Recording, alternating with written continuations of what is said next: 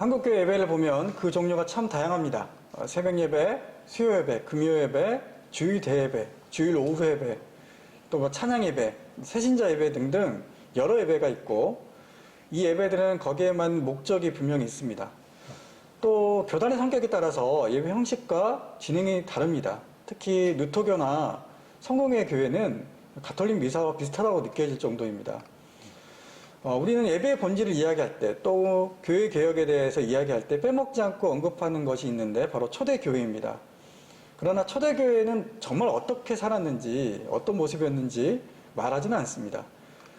초대교회는 기원 후 약 30년경 예수님의 십자가 처형 이후 유대교에서 분리된 초기 기독교를 가리키는 말입니다.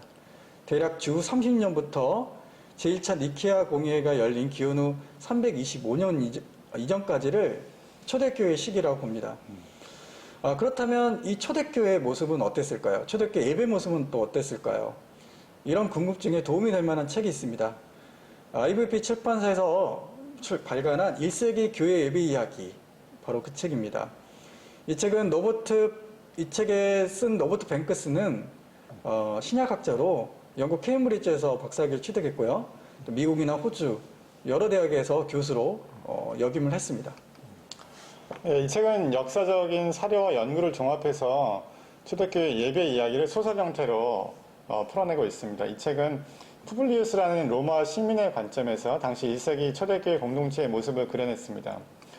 이 책을 번역한 IVP의 신현기 전 대표는 덩치만 크지 단조롭기 그지없는 오늘날의 어떤 대형교회도 소수로 이루어진 이 작은 공동체에서 우리가 오랫동안 잃어버린 교회의 본질과 다양하고 풍성한 모습을 발견하게 된다고 밝히고 있습니다. 이 책의 내용을 간단하게 요약하자면 이렇습니다. 1세기 어느 날 오후 로마 군인 푸블리우스는 한 그리스도인 부부 브리스가와 아굴라의 초청을 받아 한 가정을 방문합니다. 그곳에서 그는 이방인을 따뜻하게 맞이하고 여자와 남자, 또 어린이와 어른, 종과 주인, 또 먼저 온 사람과 나중에 온 사람, 신자와 불신자가 같은 어떤 일체의 차별이나 구분 없이 함께 이야기하고 먹고 마시면서 격이 없이 토론하고 노래하는 놀라운 광경을 목격합니다.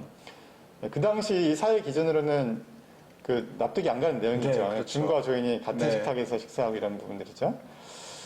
또한 사제나 특별한 어떤 의식이 없이 일상의 맥락에서 진행되는 꾸밈 없는 예배에 감동을 받는다는 내용입니다.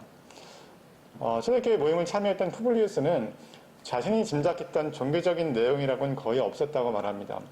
기도 또한 종교적인 언어가 아니라 일상적인 언어로 하는 것을 보고 신기해하던 그가 그 기도의 내용 중 세상은 우리에게 온 신의 선물이라는 말에서 또 한 번 충격을 받게 됩니다. 너무나 당연시했던 것들이 모두 신의 손길에서 온다는 고백이었기 때문입니다. 즉 초대교회의 예배는 세상의 질서를 뒤집는 복음의 혁명성이 고스란히 살아있는 장소였고 또한 누구든지 와서 먹고 즐기는 축제였습니다. 네. 그리고 우리가 살아가야 할 일상이 바로 하나님의 선물이라는 이런 인식을 가지고 초대교인들은 세상을 살았던 것입니다. 네. 이 책은 푸블리우스의 인생에서 그리스도인의 예배를 처음 만난 사건을 기록하고 있습니다. 그러나 이 책이 중점이 두고 있는 것은 초대교회 예배 형식이 아니라 내용이었습니다. 그것은 앞에서 얘기했지만 신분과 성별과 나이를 초월해서 함께 식사하고 토론하는 것이었습니다. 더 나아가서 이런 초대교회 예배를 접한 내부인이 하나님 나라의 세계관을 접하고 또 그로 인해서 아무런 압력 없이 자신의 내면으로부터 변화의 기운이 싹트는 모습을 그리는 책입니다. 푸블리우스는 이 책의 끝에서 이렇게 고백합니다. 이상하게도 일상에서 교회를 이루며 살아가고 있는 브리스가와 아굴라 부부를 포함한 그 일행에게는 그 자체를 무시할 수 없는 무언가가 있고 그들의 행동에는 틀림없이 실제적인 무언가가 있다고 말입니다. 그리고 그는 초청을 받은 다음 주 모임에 갈지 안 갈지 아직 결정하지 않았으나 어쩐지 가게 될 것이라는 말을 합니다. 삶에 녹아든 복음, 일상과 일치된 하나님 나라, 이것이 초기 기독교인들의 예배와 현재 우리들의 예배 사이에 차이가 있음을 가상의 이야기로 보여주고 있는 것입니다. 예, 언덕교회가 포함된 건강한 작은 교회 연합에서 이 교회 개혁을 이야기하면서 오랫동안 강조하고 추구했던 것은 바로 민주적인 제도와 작은 교회였어요. 그것의 근거가 바로 초대교회였습니다. 네. 가정에서 시작된 초대교회는 작고 건강한 민주적인 구조를 가지고 있었습니다. 하지만 거기서 끝이 아니었습니다. 그들은 그 제도를 만들 뿐만 아니라 하나님 나라의 가치, 복음의 혁명성을 가지고 그 삶을 살아냈습니다.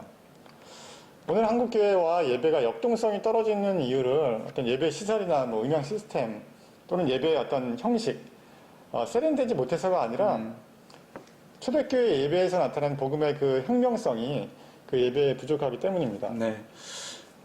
케이커라는 기독교 교파가 있습니다. 그러니까 우리말로는 종교 친위라고 부르고 있습니다. 여기 예배를 한번 참석한 적이 있는데 여기 예배는 어떤 형식이나 담당자가 따로 없습니다. 침묵으로 기도하는 중에 성령의 이끌림을 통해서 찬양하고 기도하고 또 설교를 합니다. 또 예배 시간 제한도 없습니다.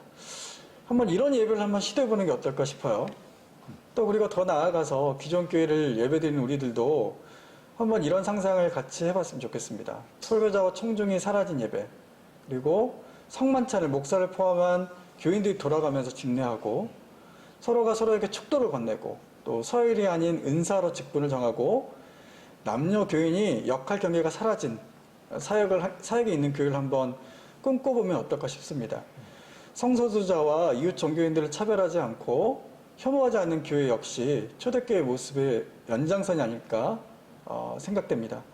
오늘 방송은 여기까지입니다. 시청해주신 여러분 감사합니다. 감사합니다.